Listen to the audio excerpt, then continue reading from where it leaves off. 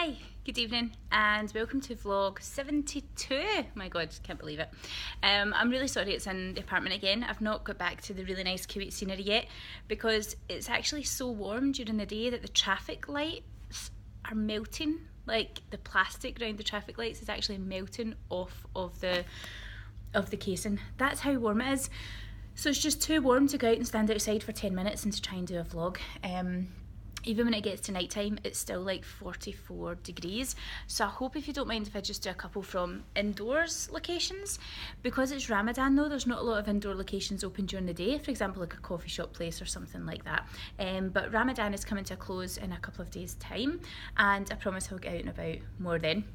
So we spoke yesterday, one of the vlogs we did yesterday anyway, was about appearance and sort of touching on standards. And it was more about your sort of physical standards and how you present yourself and kind of how you turn up. And tonight I wanted to talk about a subject which was related to that. It's about standards, but not your personal standards or your appearance or clothing standards. It's about your habits and the high or low standards that you hold yourself to in terms of accountability for your habits. And this is a really interesting one because when you start up your own business, what you'll very quickly find, sorry the light's not very good, what you'll very quickly find is that not having a boss is a blessing and a curse. We're all used to having a boss, right? We've all been in jobs where we get told what to do. And much as we hate it, and much, well, if you're entrepreneurial, you'll hate it. If you're not entrepreneurial, I'm not sure why you're watching. But if you're entrepreneurial, you understand what I mean. But if you're entrepreneurial, you will hate that. You'll hate having somebody tell you what to do. And you'll rebel against it, and you'll feel as if you could do a better job, and you'll probably act out, and you'll do all these other different things. And you imagine a scenario where if you didn't have a boss, everything would be fine. Like, you would be able to do that so much better, and you would be able to motivate yourself, and you know how you work and everything like that. And when you're given that, like, it's like, be careful what you wish for. When you are in a position where you don't have a boss and you don't have anybody telling you to work harder, in actual fact, in most cases, you have somebody telling you not to work as hard as you're already doing. Because when you're in business for yourself, you better be the worst boss you've ever had. Like, you know that boss that used to work you so much, every 2 minutes they were micromanaging, you're like, what are you doing? What are you doing now? Why did you take 5 minutes extra on your break? Why are you away for a cup of tea? That boss, you've got to be that guy. Because you've got to constantly be checking yourself. You've got to constantly be like, why are you spending your time on that? Why are you going for a cup of coffee? Why did that lunch take an hour and a half? What did you get from that? You know, you've got to be constantly doing your own head in, basically. And the reason that you need to be doing this is because it's very hard to subscribe to the same standards that you think you should set for yourself in actual practical day-to-day application. Let me try and break that down a bit. Because when you're looking at, say, one way to describe this is a quote, I think it was Richard Branson, which says, people very much overestimate what they can do in 1 year, but underestimate what they can achieve in 3 years. Okay, so you're looking at the next couple of months and you're thinking, I'm going to be able to do this. This is the goal I'm going to set for myself.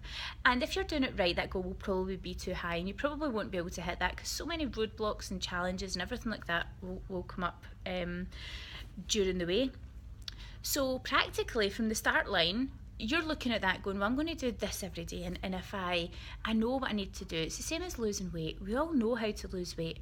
So why do we spend an absolute fortune on personal trainers and books and videos and, oh my god, videos, Angela, it's 2016, DVDs, and everything like that? Why do we spend so much money? Because although we know it, we're not good at applying it, and we always think there's an easier way. It's the exact same when it comes to your productivity, and it's the exact same when it comes to your daily habits. You'll start at the start line, you'll have handed in your notice to your job, and you'll be like, right, I'm going to be so disciplined. I'm going to be getting up every morning at 5 o'clock, I'm going to go for a run, I'm going to meditate, I'm going to practice gratefulness, I'm going to visualise, I'm going to do affirmations, I'm going to kickstart my day with some inspirational YouTube video, and then I'm going to get stuck into work and it's not even going to be 7 o'clock. If you do that for 3 days, you're doing really, really well, because all this other crap that we call life just gets in the way. So what I mean when you need to make sure that your standards are still high in application is you've got to very quickly change from an attitude of I'll do that later, or I'll do that tomorrow, or nobody will really mind if I don't do that, and find somebody who you can be accountable to for all the things that you should be doing. This may seem as if it only should apply to the important tasks. For example, myself and Selena, who runs Refugee, we've started trying to help each other over the last couple of weeks be accountable for things. Now, I wouldn't send my list to Selena of things I want to be accountable for, and it would have on it things like emptying my suitcase within an hour of coming home. That's a personal thing that I want to be, this is a thing that drives me nuts when I travel. I don't unpack my suitcase often enough. I've never done it.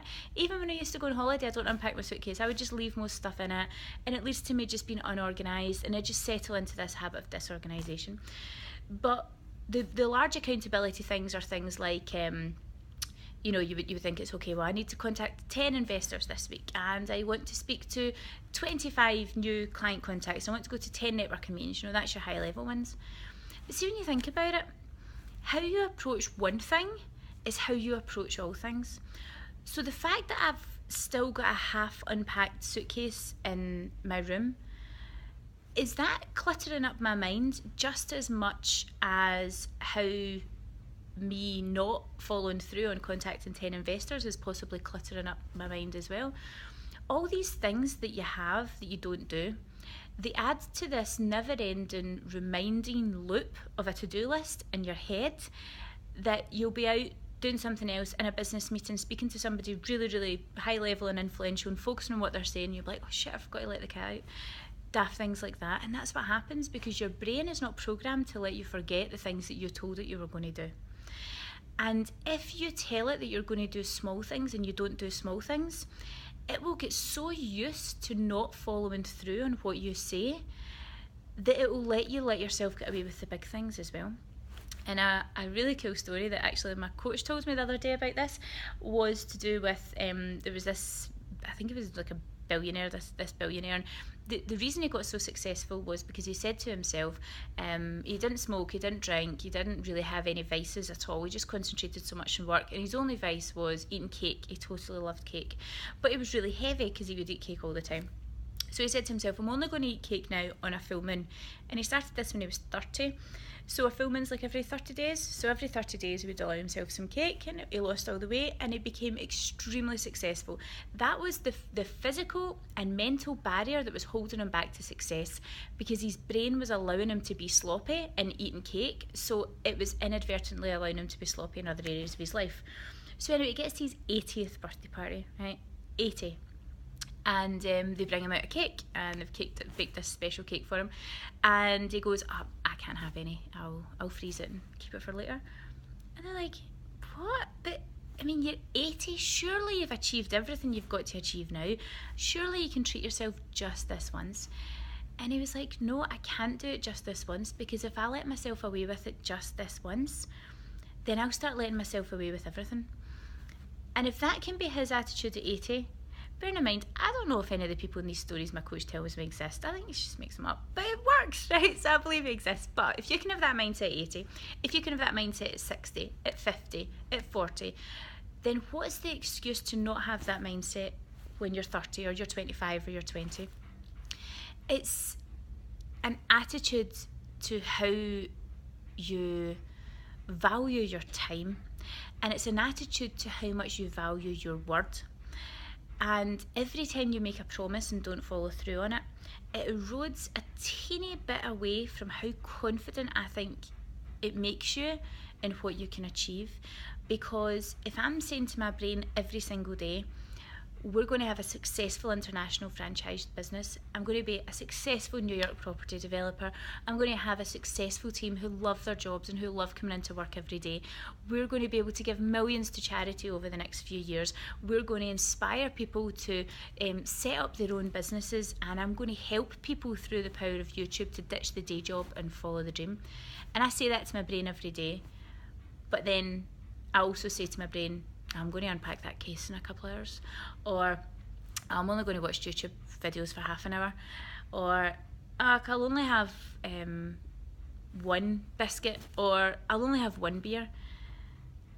So why should my brain believe me when I tell it the big things? Why should it listen to me when I tell it what my huge goals are? If I've proven to it time and time again that I'll lie my face off when it comes to the tiny things. So have a think about that. You're not letting anybody else down in this journey towards entrepreneurship. You're only letting yourself down. And that's a really, really, really hard one to digest. So I'm going to look at some practical tips as to what I can do on a personal level to improve my daily conversation with myself, and how high the standards are I set for myself and how I follow through on them. And if I can find any practical tips along the way, I'll let you know. But equally, if I make an absolute shambles of it, I'll let you know as well.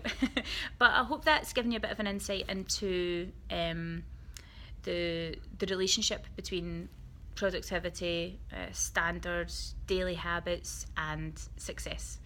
And I hope you all have a fantastic night. I'm looking forward to speaking to you tomorrow. Okay, happy Saturday. Good night.